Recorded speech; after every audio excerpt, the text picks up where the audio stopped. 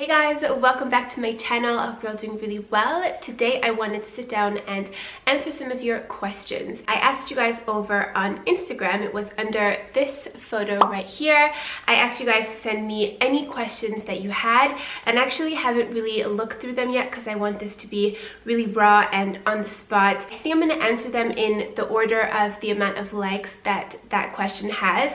So obviously the more likes that it has, I think the more you want to know the answer to it. So let's just jump straight into it. The first question is from Yesenia4. She asks, how do you manage your finances as a couple? Money can be difficult in relationships. Do you split bills? Who pays for the trips? Would love to know what works for you. Mo and I, of course, both work, so we are bringing in our own money and we have separate bank accounts. And when it comes to bills and, you know, things that have to get paid, we do split it a lot of the times. And I don't mean that, like, if we go to a restaurant, we'll pay 50-50. Either I will pay or he will pay. With that said, when it comes to really big things like travels and things like that, that's when the finances and the things that I do for my work really help us a lot. It is a trip for us, but it's also work. We also go on vacations and we take trips not only to relax, but it's also time for us to create content and to generate more revenue in that way. The next question is, Dear Annie, could you explain your university/career path to us and how you came about to be a YouTuber/influencer? What particular jobs you had prior that you think helped you build your audience? So I went to university in New York City. A lot of you guys might know that if you've been with me for some time. I actually started my YouTube channel when I was still in university. So I've been doing this a long time. I studied 2 years of production management in fashion and related industries, and then I did 2 years in advertising and marketing communications, which I loved. I knew when I was younger, before I went to university, that I definitely wanted to do something in business, in fashion, or in beauty, cosmetics, or wellness. And it's funny actually now thinking back, like I am living my dream life right now, being able to talk to you guys about all of those topics that I'm so passionate about. And I have my own business, and I learned about YouTube and the whole, like, it wasn't really called an influencer at the time, it was more like blogger or vlogger. My mom actually told me about YouTube, and she told me that there's lots of people who make reviews and who try different products and cosmetics, and then they talk about their experiences online, and then you can make better purchasing decisions when, if you're looking for lipstick or an eyeshadow palette or something, you can actually see what it looks like on, and it was a great place for reviews. And that was my introduction to YouTube, was through cosmetics and reviews from different people. And at the time, I think there were less than like 10 channels that really focused on beauty, cosmetics, makeup reviews, and things like that, and I loved it. I found it so relaxing and enjoyable to sit and watch somebody review a lipstick or an eyeshadow palette, or just talk about beauty and cosmetics. On YouTube, you really found people who were super passionate about it, and it was almost like having a conversation with someone. Like you would, you know, get to know someone online and they kind of feel like a friend. So a few months went by and I had this urge to create a channel and also share my knowledge and my own little tips and tricks and, you know, favorite products and things that I do for myself when it comes to beauty and health. So I finally worked up the courage to make my first video, and looking back, I don't know what I was thinking. I filmed the video at 11 o'clock at night. I had just had dinner with a friend. I sat on my desk, I opened my laptop, and I used the webcam, like the little, you know, internal camera in the computer, to film my first video. And of course, I knew nothing at the time about lighting, about, you know, camera equipment, about having a tripod or anything like that. And going back to when I started my YouTube channel, so when I graduated from my university, I really loved what I was doing on YouTube, and I decided to pursue it as a full-time job. And I put all of my energy, all of my time, all of my focus to growing my channel and to creating really good content. And to answer the second part of the question, what do I think helped me to build my audience? I think number one is definitely to show yourself and to be as authentic as you can. People want to see you, and this is something that I also have to remind myself from time to time, and that it's okay to be yourself. And if you are really bubbly and outgoing, show that on camera. Or maybe you're a bit more quiet and calm, and that's fine too. I think there are so many people out there and so many different types of people. You will attract an audience that is perfect for you and for your personality and, you know, your type of videos, and never think that you're too weird or too different to be on camera, because through this lens, we can connect with thousands of different people. The second thing to building an audience is quality. I think it's really important, if you are going to put something out there, a video, a blog post, Instagram photos, make sure that they are of a certain quality so that it's also an enjoyable experience for the audience, for whoever is going to consume your content, that it's, you know, quite aesthetically pleasing, but you're also delivering yourself in a true, authentic way, and you're providing value to your audience. I think both parts are really important. And then the third thing that I would say is consistency. So having either a schedule so your audience knows when to expect content from you. Either maybe it's once a week, maybe it's twice a week, 3 times a week, once a month. Of course, life happens, so there are exceptions to this, but I think it's good just in general that your audience knows when you're going to be uploading, so that they can also get excited for new content from you. The next question is, hi Annie, how do you take care of your clothes, especially your white ones? This question actually got a lot of likes, which I'm kind of surprised about. When it comes to doing the laundry, I of course separate my whites with my black, so white is just washed with white. I don't tumble dry my clothes. I know that that's something that can just kind of make them look a little bit more worn out than if you just air dried them, which is what I like to do. When it comes to tops like this that are a little bit more delicate, I wouldn't put this in the washing machine. I would just wash it by hand and then air dry it again. I wish I could give you some more tips on this question, but I really don't do so much. I just try to take care of them, washing things separately, not tumble drying, and washing things by hand if necessary. The next question is, what kind of non-plant-based food do you eat? I love you.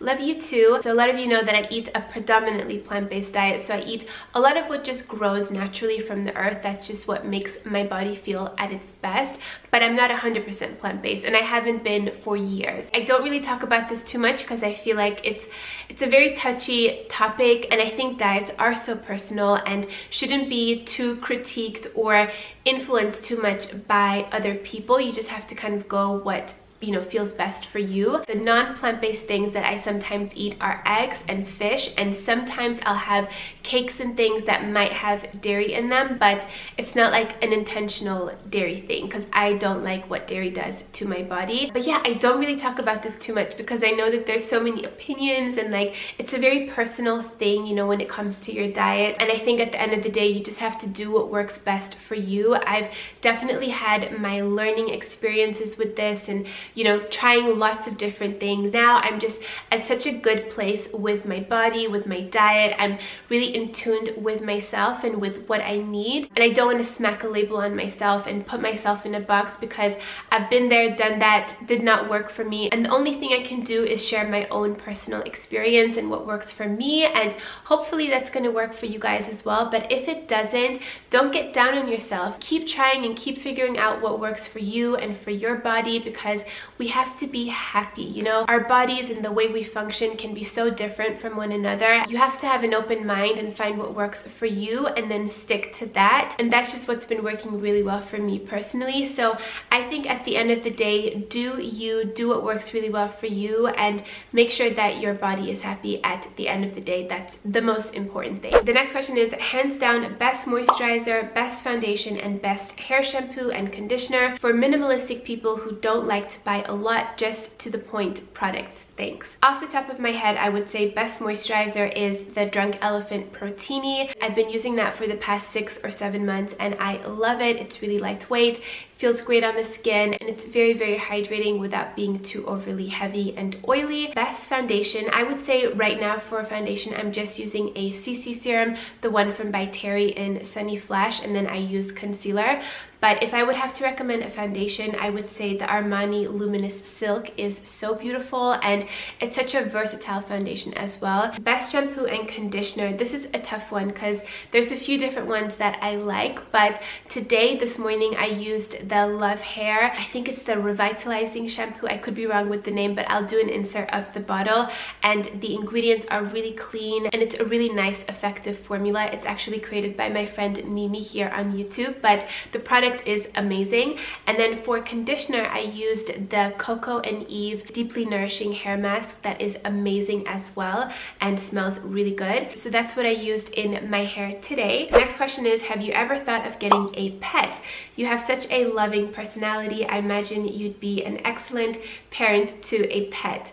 So Mo and I have actually talked about this. It would be so nice to have a pet and to have like a little animal friend with me here at the apartment, but reality is that we travel so often, so it wouldn't be convenient for us. Maybe one day in the future though, and maybe also when we have a house, because now with an apartment I think it's just like much more complicated. There's another question here. She says, I know it's a crazy question, but what products do you use to do your laundry? So another laundry related question. I love that there's 3 questions related to laundry because I actually love doing the laundry, and I feel like it's a very therapeutic thing to, like, you know, put lots of dirty clothes in or dirty towels and then have them come out smelling really fresh and being really clean. But anyway, I use a regular detergent. I'm not actually sure what the name is, but I will do an insert here of the white detergent that I use, the black one, and then we also have a softener that's scented really good, and I use that for my bed sheets and for certain clothes, but not for my towels, because it's actually not so good to put softener on your towels because it can irritate your skin, and we don't want any other additional irritants on our face. And kind of related to that, the next question is, what brand of bed sheets do you have? Random question, I know, but I've wondered from your vlog with your hotel-like setup. I trust your choice. Thank you. Our bed sheets are from Zara Home, and I would highly recommend them, but I would go for the hotel collection because the quality is just a little bit better and a little bit softer, and they've lasted us really well. And they do some nice ones that are white, like I like to go for plain white, but they can have a little bit of embroidery here or there, but not in a different color. It has to be like, you know, within the white, and that's fine. And on that note, of course, also washing your bed sheets with a softener to make them even softer and smell really good. And then if you can, this is something that I do, but I love to have my sheets ironed. So I don't do the bottom sheet, I just like to do the comforter and the pillowcases.